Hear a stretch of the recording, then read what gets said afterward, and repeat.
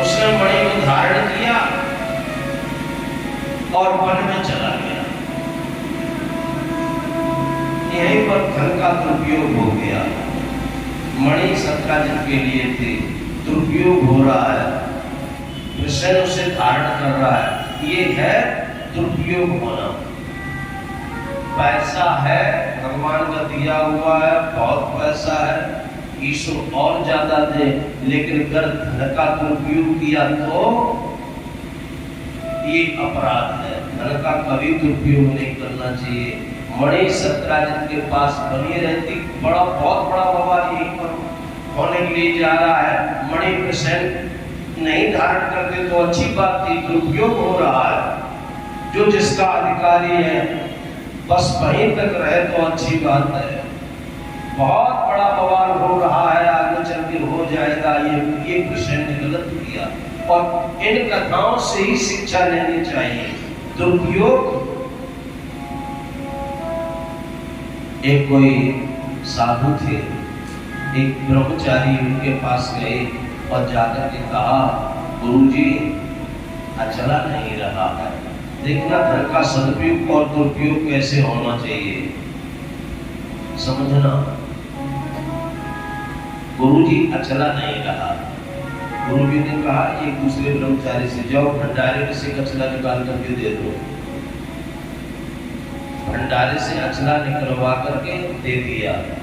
उसने गुरुजी के सामने उस अचले के 2 टुकड़ा किए। एक टुकड़ा पहनने के काम आ गया और एक टुकड़ा ऊपर से ओढ़ लिया। बस इससे गुजर बसर करेंगे वो। अब आराम से अपना भजन करते हैं ब्रह्मचारी जी। गुरु जी ने एक दिन विचार किया, देखो तो धन का दुरुपयोग हो रहा है, सदुपयोग हो रहा है। और गुरु जी गए, जाकर के देखा ब्रह्मचारी जी अचला पहने हुए, आधा ओढ़े हुए, माला लिए हुए और भजन कर रहे हैं। ब्रह्मचारी देखा गुरु जी आ गए, उठ करके प्रणाम किया। गुरु जी ने कहा बेटा ठीक है, अचला मिल गया था कि हाँ गुरु जी वही तो चला है ये, हाँ अच्छी बात। अच्छा जो पहले अचला को पहने हुए थे उसका क्या किया? ब्रह्मचारी जी बोले कि गुरु जी जो आपकी वो रोशनदान बने हुए हैं जिन पर पर्दा नहीं थे, तो वो पर्दा ऊपर लगा दिया। तो पहले पर्दा था नहीं, था गुरु जी, फिर उस पर्दा का क्या किया? भंडारे में पोंछा लगाने के लिए वो पर्दा मैंने वो वस्त्र लगा दिया। अरे तो अच्छी बात है, इसका मतलब भंडारे पहले वस्त्र होगा नहीं, था गुरु जी। फिर उसका क्या किया कि फिर उसका मैंने पोतना बना दिया चौका लगाने के लिए। अरे वाह वाह बहुत बढ़िया, होना भी ऐसा ही चाहिए। इसका मतलब पोतना पहले था नहीं, था गुरु जी। फिर उसका क्या किया कि तो परसों गया था गंगा स्नान करने के लिए, तो मैंने उस पोतना को गंगा जी में कई बार धुला और धुल करके सुखाया, सुखा करके फिर वहीं गंगा जी की रीति में बैठ करके मैंने उसे फाड़ फाड़ करके बाती बनाई। तो गुरु जी एक बाती शाम को आपके कमरे में रख देता हूँ और एक बाती से प्रभु की आरती उतार देता। गुरु जी ने हाथ फिराया पीठ ऊपर, कहा बस यही देखने के लिए आया था, धन का सदुपयोग हो रहा है कि दुरुपयोग हो रहा है। इतना सदुपयोग धन का होना चाहिए, ये नहीं होना चाहिए कि बुलाओ कि बुलाया कि नाच गाना हुआ कि लो 500 कि लो 200 कि लो 100। ये दुरुपयोग धन का हो रहा। मैं इसका खंडन नहीं कर रहा हूं, लेकिन ये धन का दुरुपयोग हो रहा। तुम्हारी इस मेहनत की कमाई और ऐसे जब बर्बाद, ऐसे जब दे दोगे और वो है 1 भी रुपया अगर कहीं चला गया बीड़ी में, विचार करना इसका दोष तुमको लगेगा और किसी को नहीं लगेगा। 28 नरक की कथा सुनी होगी। एक नरक है जिसका नाम है विवसन नामक नरक, जो धन का दुरुपयोग करता है वो इस नरक में जाता है। आप समझ लो, चाहे सिवानी को लाओ, चाहे सिमों को लाओ, नाच गाना खूब करवाओ, खूब लुटाओ दाम। अब समझ लेना इस बात को। अब आज तो कुछ न कुछ तो कड़वे शब्द लगेंगे। अब मैं भी जान गया कल की कथारी तो छिपाए तो कोई बात नहीं करेगा, स्वाप को माई और बाप को। अब छिपाने वाली कोई बात नहीं है। ज्यादा होगा ये होगा कि अरे बुलाना मत, और कोई पंडित बुला लेना, शौक से बुला, कोई गम नहीं है, तो किनारे पर नैया पहुंच रही है, चोरी करके जाऊंगा नहीं। हाँ, सदुपयोग करो, दुरुपयोग मत। और मैं चोरी करता हूँ सपनों की, तो मुझे भी तो 5 लाख देना पड़ेगा। कहते कथा कहने के लिए। और यहाँ पर कृष्ण दुरुपयोग कर रहा है।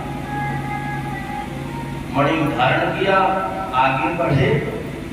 सिंह ने देखा मणि बहुत सुंदर है, कृष्ण ने कबध किया, मणि लेकर के चल दिए। और वहीं पर जामवंत भी अपनी जामवंत थे। जामवंत जी ने देखा मणि बहुत सुंदर है, बलशाली जामवंत ने सिंह का वध किया। और वध करके वह मणि ने सो अपनी गुफा में रख दी जाकर के, जहाँ हमेशा अंधकार रहता था। उससे इनकी बेटी जामवंती खेलने लगी। इधर कृष्ण मारा गया, पता चला सत्राजित को। सत्राजित ने कहा कि ये किसी और ने नहीं मारा है, ये काम कृष्ण का है। उन्होंने मणि मांगी थी, मैंने मना कर दिया था, तब उन्होंने मेरे भाई को वध कर दिया और मणि ले गए। इस कथा से एक शिक्षा और मिलती है, कभी भी किसी से मत पूछो कहाँ जा रहे, कब आओगे, कहाँ लेटते हो, कहाँ बैठते हो, कितने समय को सो जाते हो। ये बातें कभी मत पूछो। कोई घटना घट गई तो कलंक लगेगा, बच नहीं सकता है। भाई पूछ रहे थे तुम कितने बजे सोते हो, मैंने उनको टाइम बतला दिया कि 9 बजे सो जाता हूँ, तभी 11 बजे चोरी होगी घर में। ये तो सब उनका ही काम है। उन्होंने ही मुझसे पूछा था, उन्होंने ही पूछा था कहाँ जा रहे हो, उनको मैंने बतला दिया फला जगह जा रहा हूँ। तभी तो रास्ते में मुझे डाकू बदमाश चोर मिले। एक कोई सज्जन थे, उनकी पत्नी ने कहा सुबह टहला करो, 4 बजे उठ करके टहलो तो कुछ न कुछ मिलता है। इच्छा मिलता है कि हाँ, वो कभी 4 बजे नहीं उठने वाला था। कहा जब मिलता है तो उसके लालच में 4 बजे उठ करके और वो टहलने के लिए गया। जब टहलने के लिए गया तो रास्ते में मिल गई चोर, घड़ी बांधे हुए था, 2 झापड़ दिए और घड़ी पुत्र बांधी। लौट करके आया, पत्नी से कहा कि और 4 बजे ही भेजना मुझे टहलने के लिए। कहा कि क्यों क्या? कहती थी कुछ मिलेगा, 2 झापड़ मिले और घड़ी चली गई। तो पत्नी बोली अरे वो तुमसे पहले उठ गई होगी, इसका मतलब ये है वो तुमसे पहले टहलने गए होगी तो उनको मिलेगा, तुमसे पहले उठो तुमको भी मिलेगा। एक कोई सज्जन थे, सो शादी की सालगिरह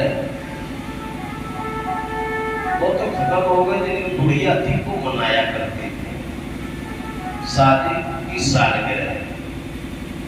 सो बुढ़िया ने अपने नाती से कहा बेटा तो कैलेंडर उतार करके दे दो, अपने बाबा का फोटो उतार करके दे दो, आज शादी की सालगिरह है तो मैं कुछ पूजन कर दूं और उनको प्रणाम कर दूं। उसने 1 साल बाद 1 साल की फोटो टंगी हुई उसने उतारी, पकड़ा दी। बुढ़िया ने चावल चढ़ाए, तिलक लगाया और तिलक लगा करके चावल चढ़ा करके उसके बाद प्रणाम किया, माथे मत्था लगाया चरणों में और उस फोटो को हटा करके चरणों को पुचकारते हुए चुम्बन लिया चरणों का। और फिर माचिस लगाया और फिर चुम्बन लिया। इतने में पीछे ततैया बैठा हुआ था, सो वो घूम करके आ गया कैसे भी, ये भावी हो, मैं तो पूजन कर रही हूँ। उसने एक डंक होठों पर लगाया, जैसे ही डंक लगा और बुढ़िया को फोटो ली और फेंकी और कब मर गो लेकिन तेरे ओठंग नहीं गए।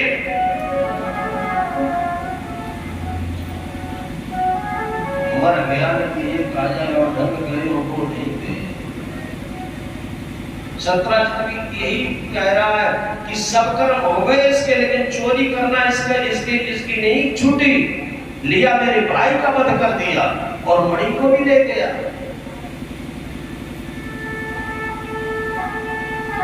कलंक लगा कृष्ण को। बलराम जी ने कहा, कृष्ण भगवान गए, देखा जाकर के कि कृष्ण मरा हुआ पड़ा है, सिंह मरा हुआ पड़ा है, आगे भोज रीछ के मिले, चले गए। उसी गुफा में जाकर के देखते हैं प्रकाश जहाँ हमेशा अंधकार रहता था, प्रवेश किया और प्रवेश करके उस मणि पर हाथ रखा, जाके लेना चाहते थे मणि को।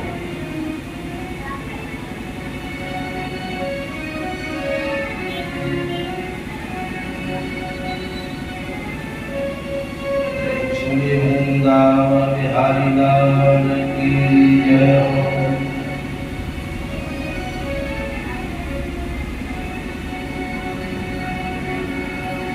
गोविंद जय जय गोपाल जय जय गोविंद जय जय गोविंद जय जय गोपाल जय जय गोविंद जय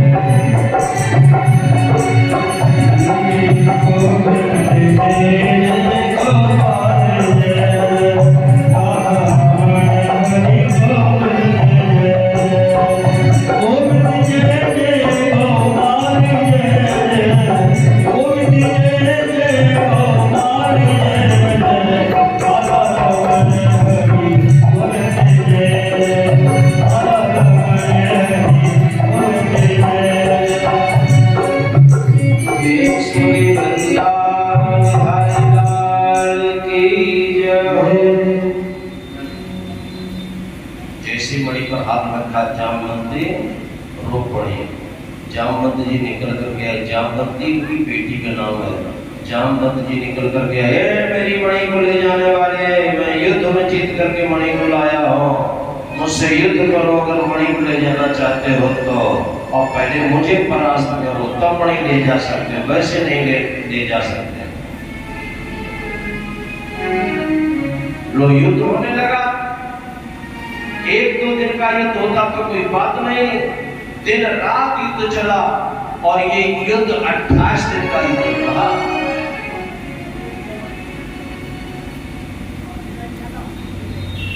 ना तो ये हार रहे हैं ना ही जा रहे हैं। जामवंत की एक बार नजर पड़ गई कृष्ण भगवान के चेहरा के ऊपर, तो वह थोड़े मुस्कुराने, बहुत क्रोध आया जामवंत जी को, बोले मनमोहन की मधुर सी हंसी, ही हारन पे उतही सहकारी,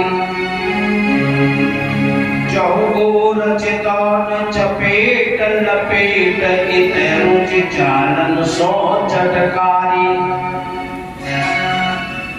ना तो हारत है न बिड़ारत है, फल भार भाग में भूल बिहारी, जन भक्त की उपमा क्या कहिए, बेसाचे उरीछ तो बेसाचे मदारी, वे साचे उरीछ वे साचे मदारी।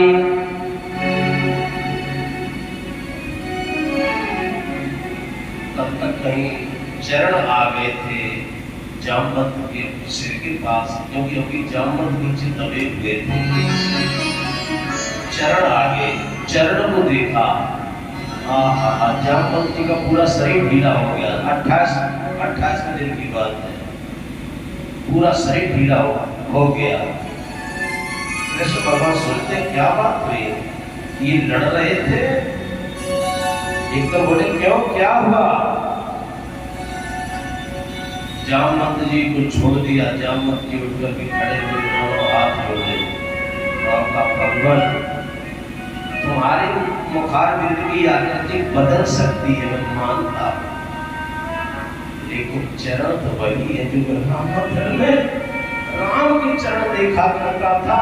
चरण पहचान लिए मैंने, प्रभु पहचान एकदम पहचाने चरण है, लेकिन चरणों पर झुके नहीं।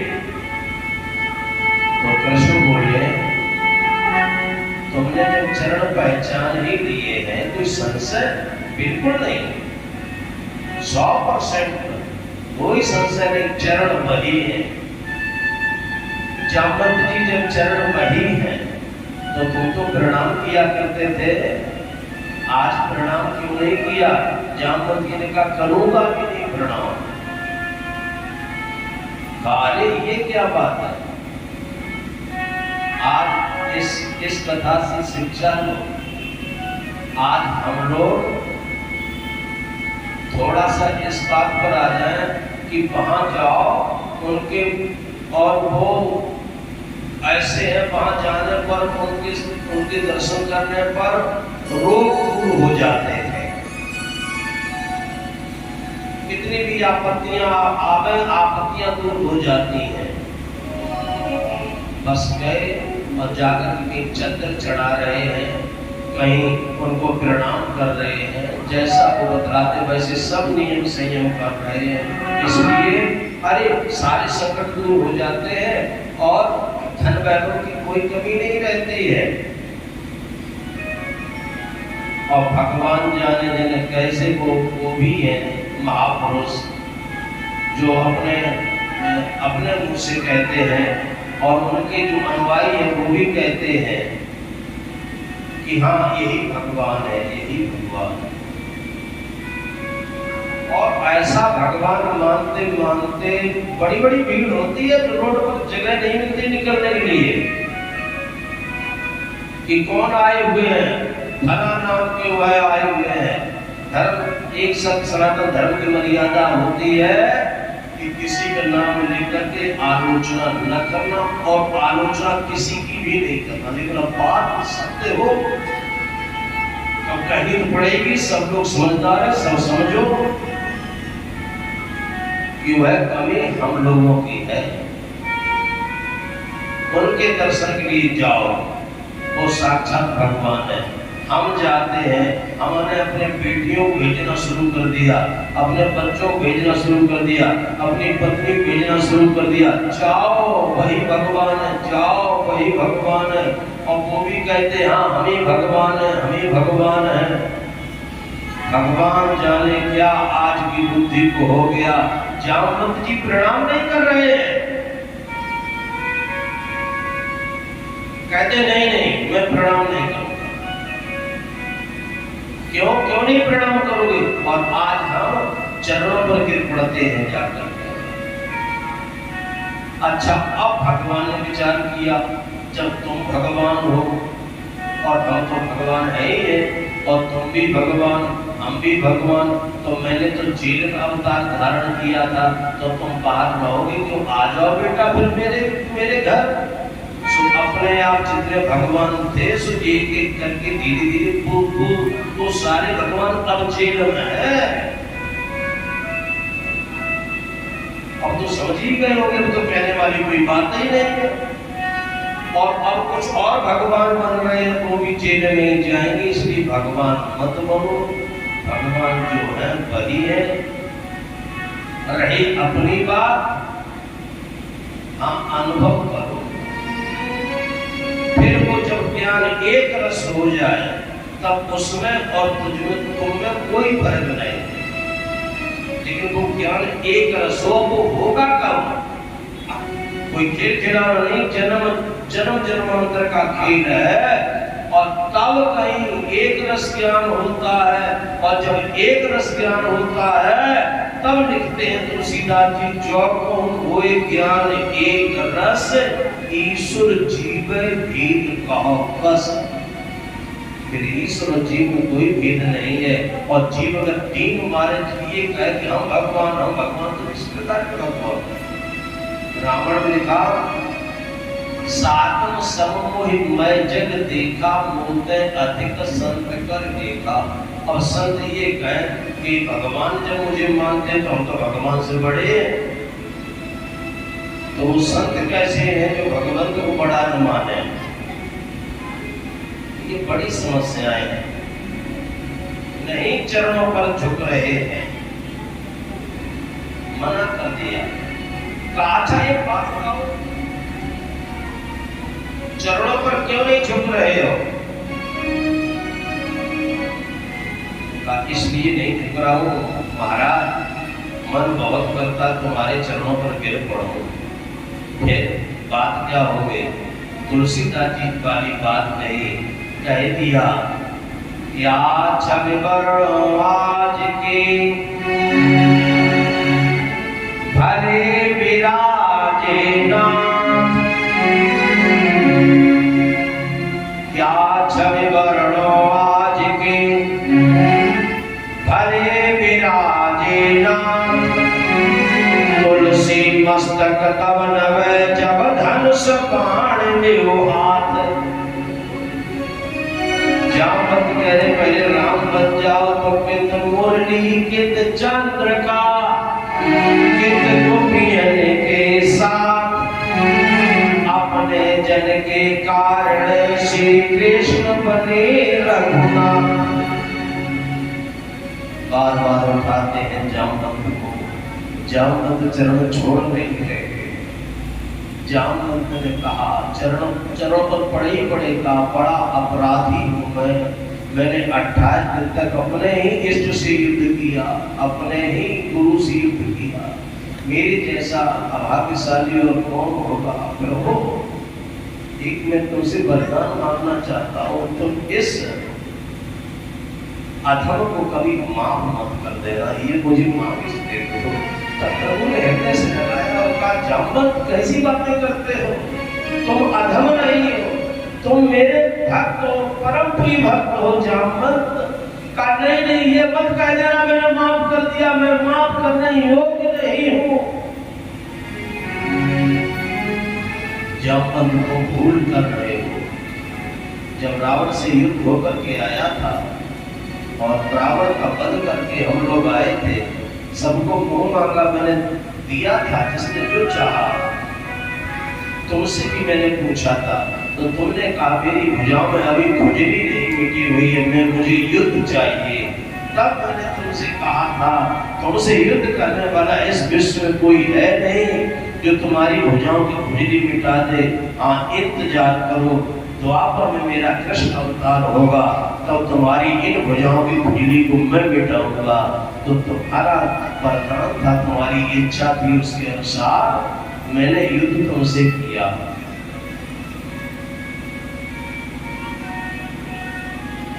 धन्य हो जामवंत, तुम जामवंत से बोला नहीं गया और बोल नहीं पाए, लेकिन अपनी बेटी जामवंती की तरफ नजर करके मालूम पड़ता था कि नेत्र ये कह रहे हो बिटिया मेरे पास आ जाओ।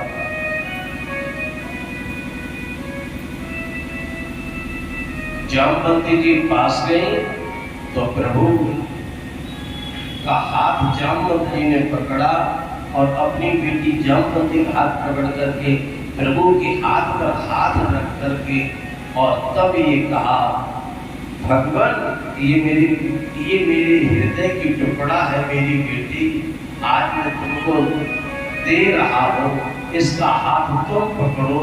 मुझे भरोसा नहीं राजाओं का है, राजा न जाने कितने कितने विवाह कर लेते हैं, इसलिए भगवान हाथ तुम पकड़ो इसका। अब जब तुम पकड़ोगे तो छोड़ोगे नहीं हाथ, इतना मुझे विश्वास है। जामवंती को ले आए। अब ये दूसरा विवाह हुआ नहीं। अब जामवंती को लाए, फिर वह मणि लाए तथा इस प्रकार से सत्राजित को दे दी। सत्राजित की बेटी सत्यभामा इनको लेकर के आए और उसके बाद कालिंदी, मित्रविंदा, सत्या, भद्रा, लक्ष्मणा, ऐसे इनके 8 विवाह हुए। प्रेम से वृंदावन बिहारी लाल की जय हो। भामासुर ने 16,100 राजकन्या को बंदी गृह में डाल रखा है और 8 और चाहता है 8 और मिल जाए तो 16,001 से 8 के साथ सीधा सीधा विवाह कर दूंगा।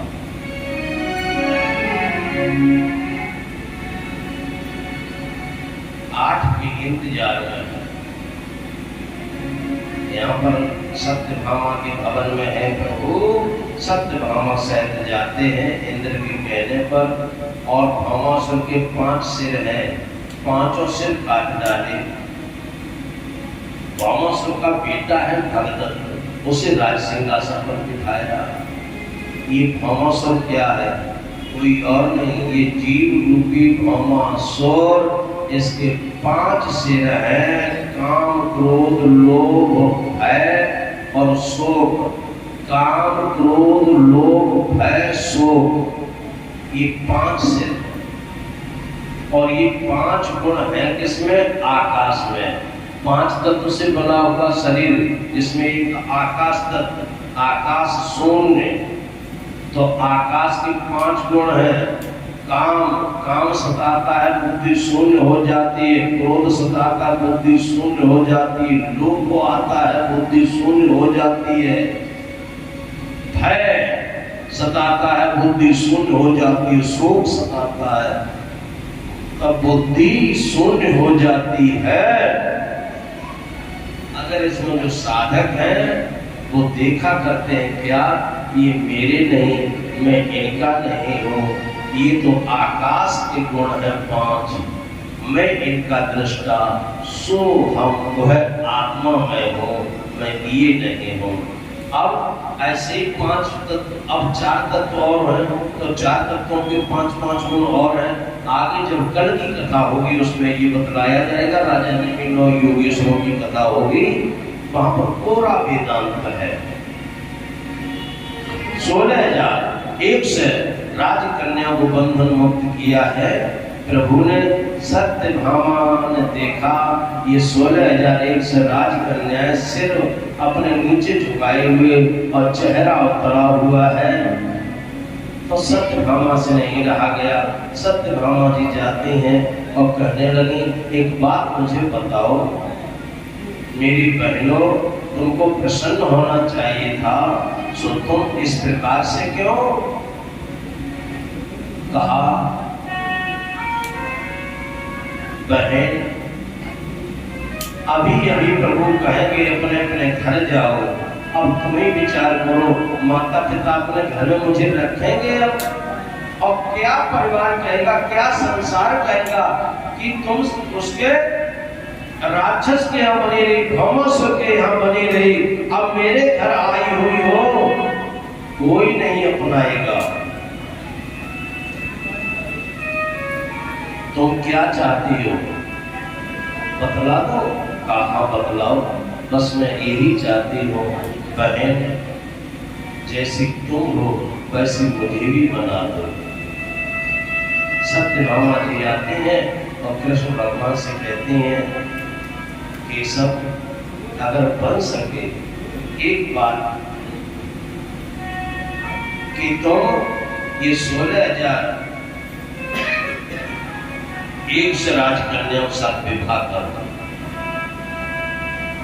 कृष्ण भगवान ने कहा, कैसी बातें करती हो, मेरी समझ में बात आ नहीं रही है तुम्हारी। अरे चाहत में राहत मिला करती है कि कोई चाहत है, सब चाहत बस तुमसे कोई कुछ कह नहीं पा रहा है।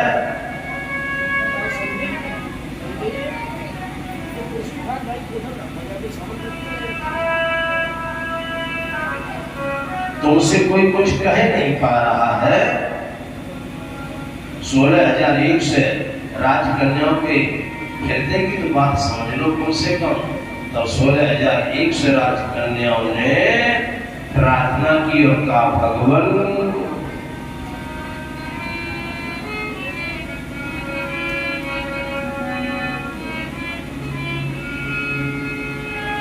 लगन तुमसे,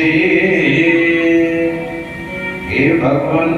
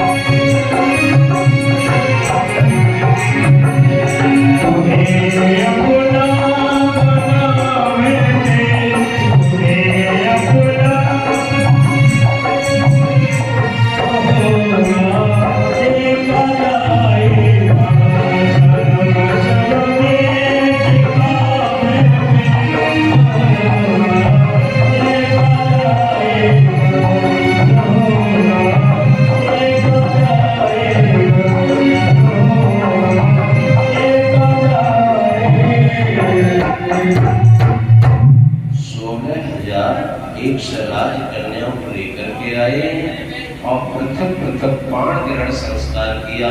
इस प्रकार से भगवान के 16,000 1 से 8 विवाह हो गए और प्रत्येक रानी से जब इनका वंश बढ़ा है तो प्रत्येक रानी से 10-10 बेटा हुए हैं। रुक्मिणी की एक बेटी ज्यादा हुई है जिसमें 8 पटरानियों की संतान की भागवत में नाम आएंगे। प्रेम सूर्य वृंदावन बिहारी लाल की जय।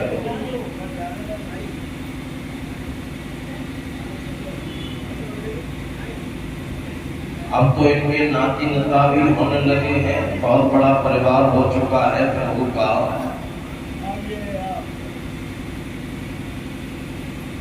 प्रद्युम्न के एक बेटा है जिनका नाम अनिरुद्ध है। बाणासुर राजा बन के 100 बेटा है, उसमें बलशाली बेटा है जिसका नाम बाणासुर है। बाणासुर के 1000 भुजाएं हैं। बाणासुर की बेटी के नाम उषा है। उषा की एक सहेली है जिसका नाम चित्रलेखा है। उषा ने स्वप्न में अनिरुद्ध को देख लिया तो उषा ने सुबह कहा चित्रलेखा से, जो राजकुमार स्वप्न में आया है उसी के साथ में विवाह करूंगा। तो चित्रलेखा का ऐसे पता चल नहीं पाएगा कि कौन आया कौन नहीं। तो क्या सकल सूरत को जानती हो कि नहीं? वो मैं नहीं जानती हूँ। आप खुद चित्र बना कर दिखाओ। अब उषा चित्र बनाने लगी। जितने राजा थे सभी के चित्र बनाते। हर एक राजा का चित्र जब सामने आता है तो चित्रलेखा चित्र बनाती है। उषा देखती, उषा सिर हिला देती है।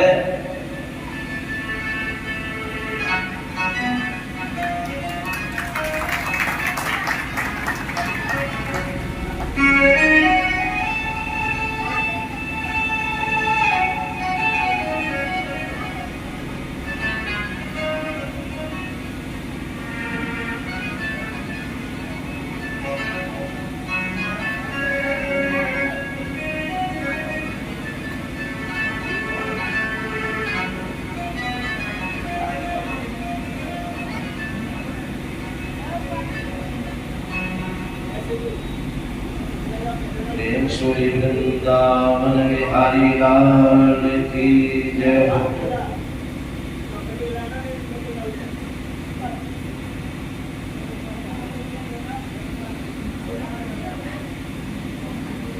जो भी चित्र बनता है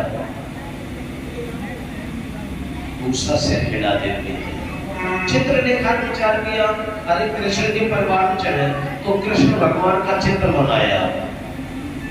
देखना चित्र के भी सामने पहले ऐसी मर्यादाएं थी। चित्र बनाया, उषा की चुनरी जो सिर पर थी उस चुनरी को थोड़ा झुका लिया नीचे को। तो चित्रलेखा कहा क्या यही है? एकदम कहा, खबरदार दोबारा मत कह देना, बहुत बड़ा पाप लगेगा। फिर ये कौन हो सकते हैं? कौन हो तो कोई नहीं, मेरे अजिया ससुर तो नहीं है। और ये तो भाई फिर तो रास्ता मिल गया। दूसरा चित्र उन्होंने प्रद्युम्न का बनाया।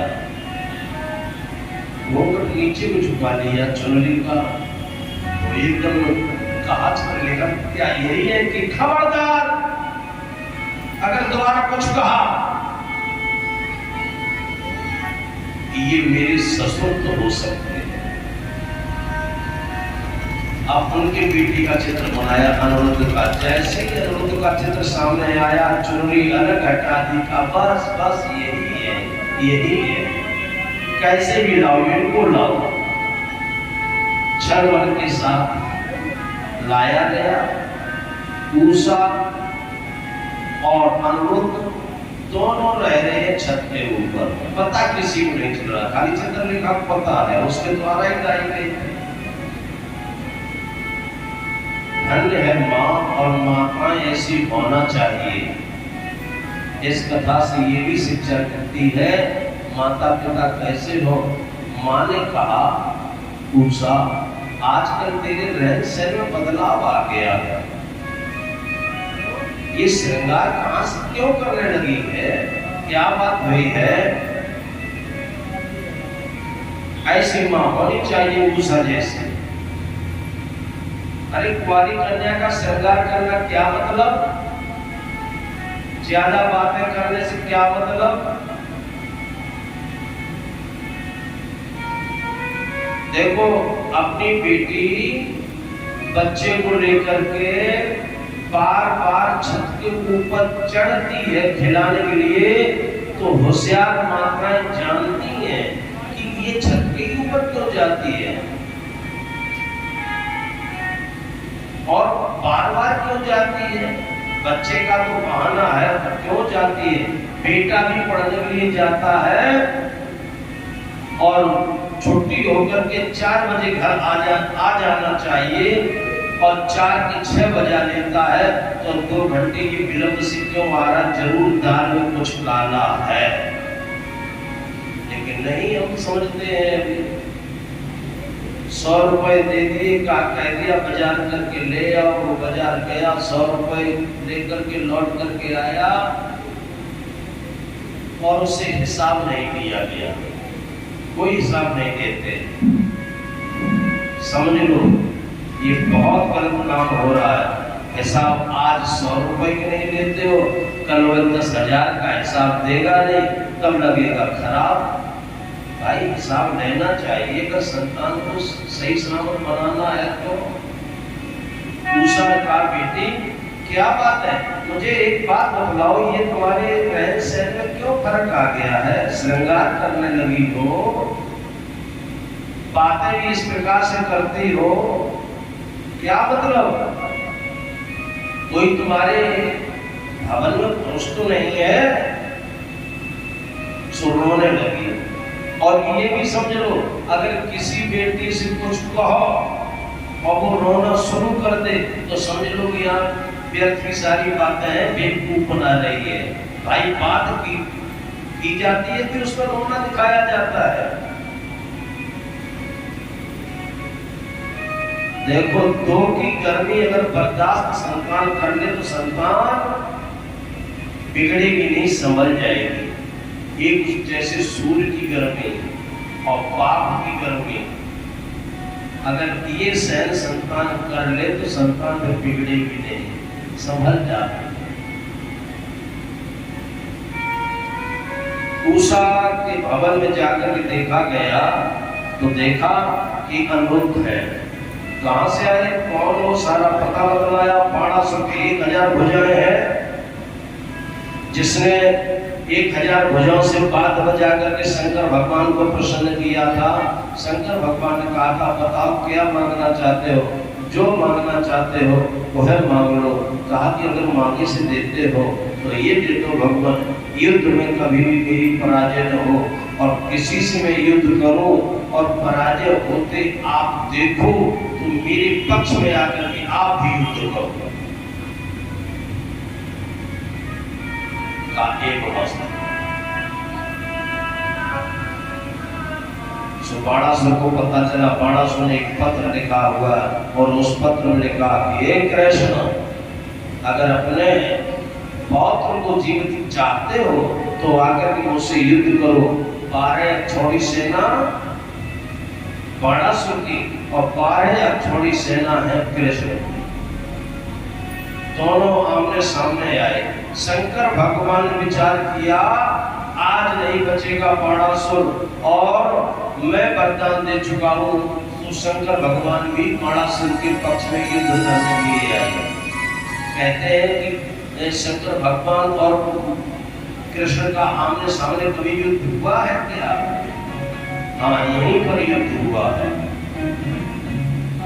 आते ही आते पहले शंकर भगवान ने अपना अस्त्र चला दिया, और वो कौन सा अस्त्र था? जिसका नाम है ब्रह्मास्त्र। आते ही आते चला दिया, पूछा भी नहीं किसी से, ना कोई किसी को मौका दिया समझने का। और जैसे वो अस्त्र चला है कृष्ण को छोड़ करके 12 चौड़ी सेना में ऐसा कोई नहीं था जिसको जवाई पर जवाई, जवाई पर जवाई, जवाई पर जवाई ना आवे। एक जवाई आती है तब नेत्र बंद हो जाते हैं, नेत्रों से पानी आ जाता, वो जवाई पर जवाई आ रही, सबके मुंह खुले हुए पड़े हैं। अब करें तो करें क्या?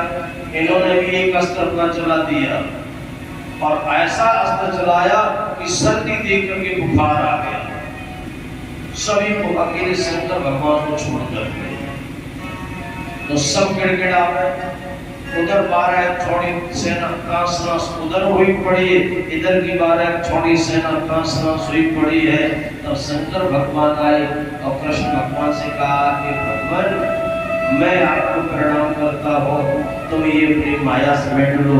तब कृष्ण भगवान ने कहा सही से बताओ पहली माया किसने चलाई थी? कि पहले तो मैंने ही चलाई, पहले तुम अपनी समेटो फिर बाद में समेट लूंगा। अपनी माया समेटी, उसके बाद युद्ध हुआ, घमासान युद्ध।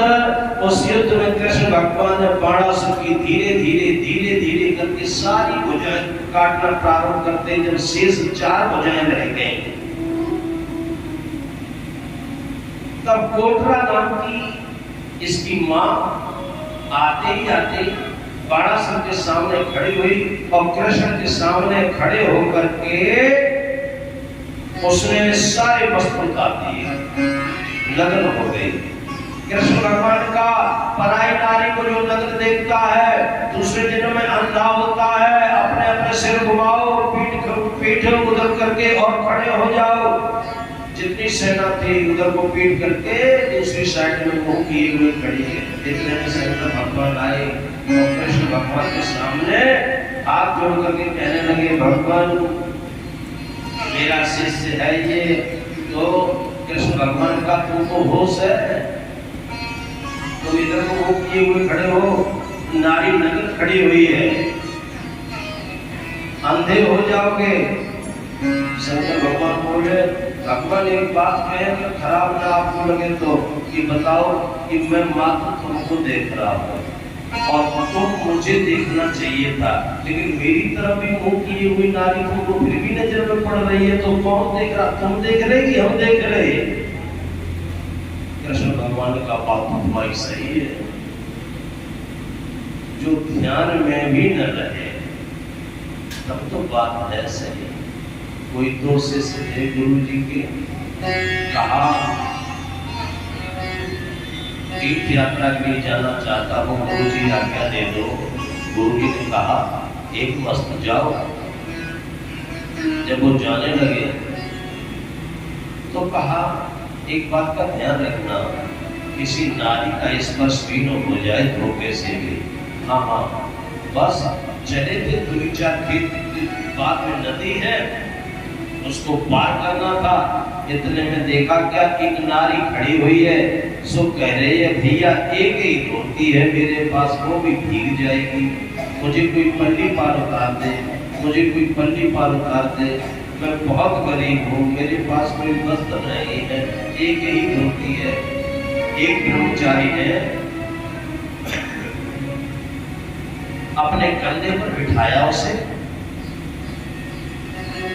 और पल्ली पार उतार दिया। दोनों ब्रह्मचारी तीर्थ यात्रा करके 1 साल बाद लौट गए। प्रणाम किया कि गुरु जी ने कहा तीर्थ यात्रा हो गया? कहा कि हाँ। दूसरे ब्रह्मचारी ने कहा गुरु जी आपने जो आज्ञा दी थी उस आज्ञा का मैंने पूरा पालन किया है, और इसने नदी के किनारे पर एक नारी खड़ी हुई थी, उसे कंधे पर बिठा करके पार कर दिया, इसने उल्लंघन किया है आपकी आज्ञा का। गुरु जी ने कहा बेटा इसने तो उसी दिन नारी कंधे पर रख करके उतार दी, और तुझे 12 महीना हो गए अभी तेरे हृदय में से नहीं उतरी है। अब तो बदला नारी का स्पर्श तुझने किया कि उसने किया? तब कहा गुरु जी बात तो सही है, आज छोड़ दिया है बाणासुर को, बाणासुर ने विधि विधान के साथ विवाह किया है, दूसरा का और पहुंचाया है द्वारकापुरी में। आज द्वारकापुरी में खुशियां मनाई जा रही हैं। हाँ, एक वन है द्वारकापुरी में, उस वन में एक कुआं है, विशालकाय कुआं है, हमेशा ही सूखा रहता है बहुत विशाल कुआं। उसकी मणि इतनी चौड़ाई थी जिस पर आराम से लेट करके ठंडी ठंडी हवा भी ले सकते थे। सायंकालीन यदुवंशी उधर ही निकल जाया करते थे।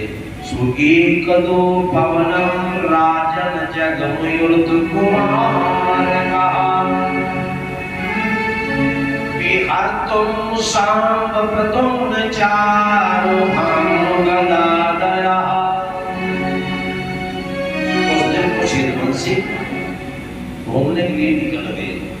जैसे ही देखा उसी कुआं की मणि पर बैठते थे और जैसे चले कुआं ठसा ठस भरा हुआ है।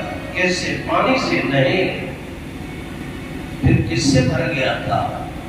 उसमें एक विशालकाय जीव पड़ा हुआ है जिसका मुंह है नीचे और पीठ इतनी ऊंची उठी हुई है, लगता है कि ये आकाश को छू ले रही हो, एक पर्वत जैसा नजर पड़ता है।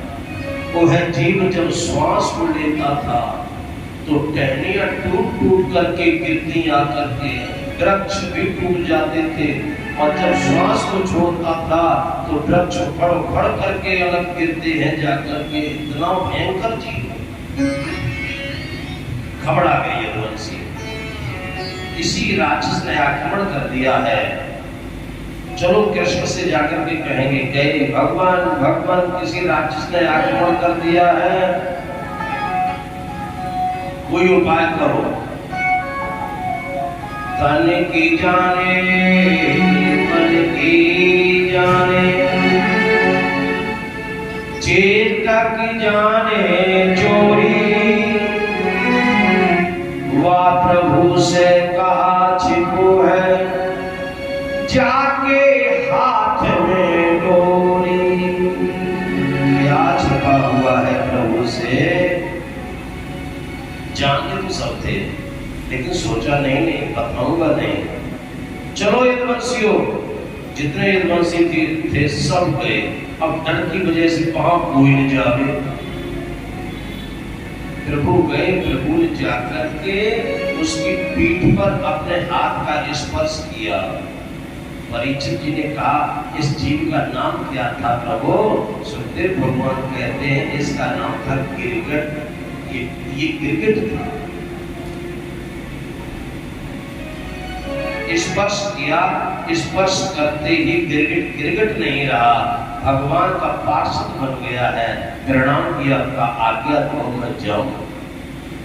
प्रभु कहते नहीं पहले ये बताओ तुम हो कौन? तो उसने कहा, प्रभु पार्षद जो बन गया, उसने कहा भगवान अगर आपको न मालूम हो तो मैं बतला दूं। प्रभु ने कहा बेटा मुझे सब मालूम है, तुम्हारे बतलाने से ये यदुवंशी है तो इनमें सुधार हो जाएगा। तुम बतलाओगा मैं इक्ष्वाकु वंशी राजा नरक हूँ। प्रभु मैंने अपने जीवन में इतनी गायों का दान किया है कि कोई अपने शरीर के रोमा को गिन सकता है, आकाश के तारागण गिन सकता है, बालू के कणों को गिन सकता है, लेकिन मेरी गायों का दान कोई गिन नहीं सकता। इतना दान किया। बहुत बुरा हाल है। ऐसे मानकर चलो, इससे भी ऐसी कोई कथा नहीं जिससे शिक्षा न मिलती। अगर एक बार भी ये मुंह से निकल गया कि हम कथावाचक हैं, समझ लो जितनी भी करी धरी भक्ति थी वो इकट्ठे में चली गई। एक बार भी मुंह से ये निकल गया कि ऐसी कोई कथा नहीं छोड़ता हूँ जो मैं नहीं सुनता, मैंने इतनी इतनी कथाएं सुनी है, तो वह सुनना व्यर्थ हो गया। एक बार भी मुंह से निकल गया कि मैंने इतने खंड पाठ करवाए हैं, मैंने इतनी कथाएं करवाई हैं, करा धरा सब मिट्टी में। बोलने पर ही अभिमान आने लगता। अगर कोई ज्यादा बीमार पड़ जाए और कैसे भी ठीक न हो, फिर वो अमेरिका भेजा जाए और फिर वहां से ठीक होकर के आवे और फिर उससे पूछा जाए कि कहो भैया आप तो ठीक हो, कि हाँ ठीक हो, कि हाँ तो बढ़िया बात रही, बड़ा आपने इलाज करवाई। अरे कोई ऐसी वैसी बीमारी थी मुझे, इस भारत में किसी दम नहीं थी डॉक्टर जो मुझे ठीक कर पाता, ऐसी वैसी उसे बीमारी का अभिमान, ताजुब वाली बात। भवन बनवाओ तो भवन का अभिमान, शरीर हट्टा कट्टा हो तो उसका अभिमान। एक शब्द लिखते हैं कि गोरी गोरी चमड़ी की दमड़ी नहीं कीमत मिले, तोते जैसी नाक मौत खाट में मिलाएगी, बैल जैसे कंध हाथी सूंड जैसी भुजा, सिंह जैसी छाती चौड़ी नहीं कौड़ी की बिकाई, हिरण जैसी आंख दांत मोती के दाना जैसे, लाल लाल होठ अग्नि भून भून खाए, जल जाए कीस चोटी छोटी हो चाहे मोटी, यार बिच्छू तेरी सोटी बल गोटी भी जल जाए। फिर हम किस बात पर अभिमान कर रहे हैं?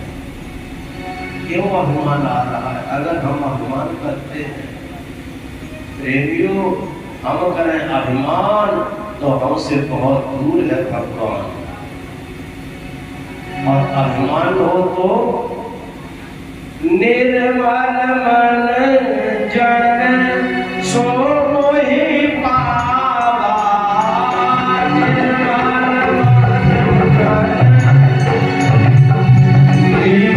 मन जन सो मोहि पावा,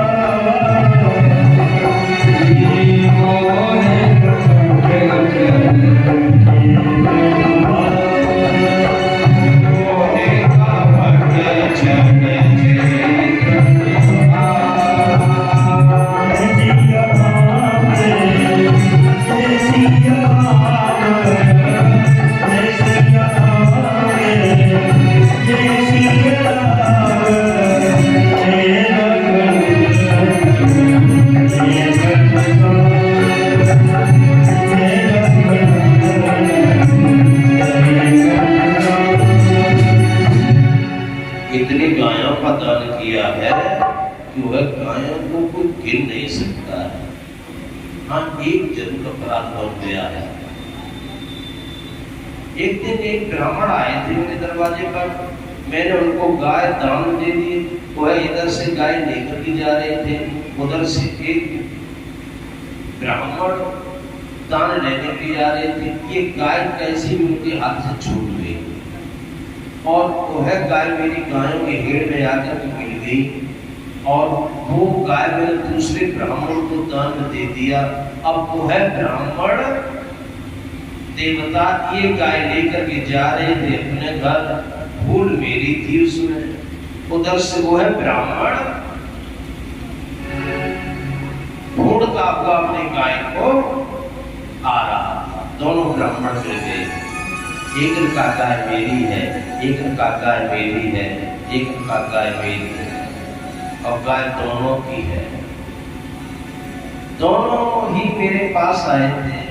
मैंने दोनों से कहा अगर तुम में से एक मान जाए कोई तो 1 लाख गौ में अभी अभी मुझसे दान में ले। दोनों माने नहीं, अड़िग रहे अपनी जगह पर। फिर कहा अगर कोई मान जाओ तो 1 लाख नहीं 10,000 और ज्यादा दे दूंगा, लेकिन वह माने नहीं। दोनों जब कैसे भी न माने दोनों, जिससे संसार करता उस काल ने तब तक मुझे धन दबोचा और मेरी मृत्यु हो गई। जब धर्मराज के पास में पहुंचा तो धर्मराज ने मुझसे कहा निरग, तुमने इतनी गायों का दान किया है कि तुमको कभी भी नरक नहीं हो सकता है। लेकिन हाँ, एक बार 2 ब्राह्मण रुष्ट होकर के चले गए हैं तो थोड़ी थोड़ी देर के लिए नरक कभी न कभी हो सकता है। अब तुम बतलाओ क्या चाहते हो, नरक चाहते हो कि स्वर्ग? तो मैंने कहा पहले नरक ही दे दो भगवान। सो नरक में डाल दिया गया, गिरगिट बनकर के यहाँ पड़ा हूँ। अब सही बात ये है प्रभु, धन्य में ब्राह्मण देवता है जिनकी नाराजगी में आपके दर्शन हो रहे हैं। अगर वो माफ कर देते तो क्या दर्शन हो सकते थे? बस किसी को कहते हैं आठवीं भक्ति। आठम जथा लाभ संतोषा,